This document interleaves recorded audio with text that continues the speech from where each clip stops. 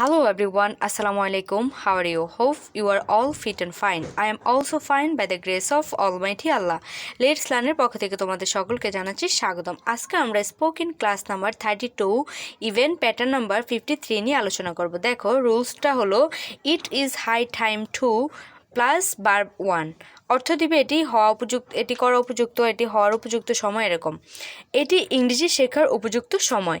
It is high time to learn English, এটি ভালো হওয়ার উপযুক্ত সময়। It is high time to be good, এটি বিদ্যালয়ে যাওয়ার উপযুক্ত সময়। It is high time go to school, এটি বিয়ে করার উপযুক্ত সময়। It is high time to marry, এই স্থানটি ত্যাগ করার উপযুক্ত সময়।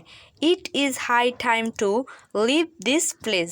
এভাবে তুমি ইংলিশে কথা বলার জন্য প্রতিনিয়ত এই রুলস অনুযায়ী বার পরিবর্তন করে শত শত বাক্য তৈরি করে কথা বলতে পারো।